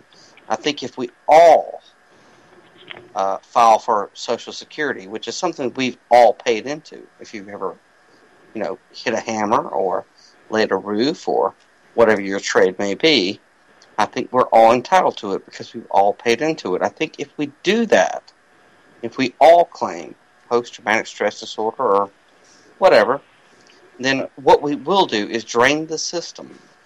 And every dollar that goes into SSI or whatever subsidy is $1 less that goes into a bomb that we can send overseas. And I think we sink our economy that way if we all claim some kind of mental disorder. And then we finally bring about a new economy. Just find a doctor to sign those papers off. Good luck to you with that. And aren't they just printing as much money as they need to build bombs? I mean, I don't know. Every day I see more billions spent, and they're just printing more cash. Let's put it to the test. How about wasn't all the money borrowed out of Social Security? Isn't that kind of empty? America has been traumatized. Yeah. Every American has been traumatized. Let's all collect Social Security. That statement makes no sense. Like, how is everybody going to collect on a welfare system and nobody works, nobody accomplishes anything on a daily basis? Yeah, mind if I say something? When it comes to if they feel the monetary system doesn't play in their favor, they'll just cut it all off and then they'll just start anew in that old fashion. And they'll just put up war bonds on one and just in a new fashion, a new currency over that. That's how they just deal with all of us and deal with the monetary system in one snap and blow. It's kind of sad, but tactic that could be done against on all sides. Yeah, the solution to the reaction will be a new monetary system anyway. So even if we could crash it by overloading something like Social Security, which wouldn't work, but even if it did by some strange possibility work, yeah, you would have another solution offered to you where the American dollar is gone. Now we have something else. This is not going to stop the overall system, and this is part of the problem, in my opinion. I don't think that it's not an easy thing to come to, and a solution for this is what we're all looking for, really. I'm saying that everybody seems to be focusing away from what the actual problem is we have a runaway government that seems to do whatever they please. And we have no regulation upon our economy. That's why we don't make things anymore, which means we have low-paying jobs. Because when you compete with slave labor, you become a slave along the way. And that's we're in the process of it right now. Well said. Yeah, it's true. But once you... Well, I'm going to be a little bit of a pain in the ass, but once you take out and block up the ways that cause that slave labor to begin with, and then put into different routes. I'm saying is no Glass-Steagall Act anymore, no tariffs on our border. All these we could be making, it's kind of like a tax for other countries to bring in their goods, but now it's an open market. And they say, we build everything from them, but where do we get the intellect to build these things? We made the product here in our minds, and then we ship it overseas, and then it comes back to us as garbage. And then it keeps breaking. You have to get more and more and more. It's like you're a consumption junkie. You're never going to get enough. Just so everybody knows, we have about 5 minutes left. Well, so people... Polly, here's a light idea. Think of like how corporations always make their main profits of going outside the country. Why don't you make it so if their profits, they lose more on their profits than what's actually having their home inside the U.S. A little bit of a tactic that would kind of deal with some things locally, but just a thought. I'm saying the best theory I've had so far is a dual economic system. You have one currency for your welfare programs, and then you have actual dollars for your entertainment and your luxury items, like your vehicles and all the excess things you really don't need to live. But, everybody needs housing, everybody needs food, everybody needs clothing, things like that. Those are your essentials that we have to have. And if we don't have it, then, well, guess what? People will be out in the streets looting, rioting, stealing, all these. It's like, that sort of idea is how that's working out. You can probably see how Greece is working that out pretty well on some things. Patrick? He's left. He's off the conversation, Daniel. Yeah.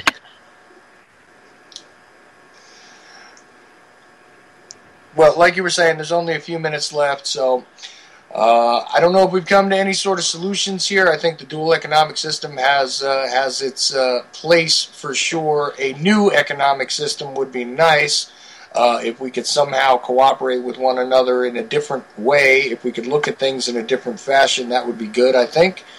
Hopefully we've evoked some thought here. Well, I hope so. And, well, I almost have a headache. But it's good. It's good to have Socratic dialogue. It's good for all schools of different thought to come together. Nobody's saying they're right. Nobody's saying they're wrong. If we can bring these ideas together and then clash them together and maybe come up with something better that's going to evolve after the collapse, which is inevitable. And right. I think we've produced something. Yes. Well, that's the ultimate goal, is to just basically make people aware of what's going on around them, because too many people have their heads down and not paying attention. We have probably about 3 minutes, so Julesy, anything you want to say? Oh, where do we even go from here? I don't know. I mean, I don't know what to say. I don't want to offend anybody, but I've been doing this stuff and paying a lot of attention for quite a few years. And, I mean, the straw man argument is a pretty old argument. I know that there have been many people that have attempted to completely detach themselves from the system, and it's great if you can do it, but the majority of the people in this country are attached to the system, and it takes a lot of time and effort to try to detach yourself, and there's still lots of questionable ways of doing that. You know, some people have been successful and some people have not been successful. It takes a lot of studying, and I got to tell you, having been a trainer for a number of years to adults, the adult attention span is not there to be able to accomplish that. But if we could do baby steps, I mean, I listen all weekend as I'm sitting out here cutting shows for, you know, the next day. And I have to tell you, there are so many issues going on. I personally think that if we all pick one red button and go after it with some passion, I think we're going to make a difference. And over the last 4 years, we have been making a difference as a group. I mean, chat, the people, our listeners, they've been with us for 3 networks, and we picked up lots of people along the way. We have all kinds of different websites now that are sharing information across each other and different groups, and it's a wonderful thing. And you know, I don't know, the protests that are going on right now, I think some people jump on the bandwagon because it's trendy, and some people actually get it, and they're there for the right reasons. But look at the stand. Look at how many people, and look at the international attention that we're getting to say, we've had enough. Right. Now, is it going to make a big difference? I don't know in the end result, because they're always just throwing out, you know, new cards to distract us, to take us someplace else. But if we all open our mouths, and freedom of speech, I think, is something that we still have. Maybe somebody will listen. Yep. Yeah, last time you checked, at least for now. Right. Yeah. Well, you know, pick your red button. Something that fires you up, and it will not be any effort to make some headway. Well, that's a terrific ending note. I think the bumper will probably start coming in a minute, so I just wanted to thank you for the opportunity, Jules, to do this. Oh, I'm so happy that you are. This is great, Saturday night. Thank you, and to everybody in chat going back and forth, and for Rads for calling in, and Daniel, and Tech, and Jason, or Patrick Jason. I'm sorry Jason if Patrick, I get his name confused. Well, there we go. Good night, everybody. Yeah. The bed is here.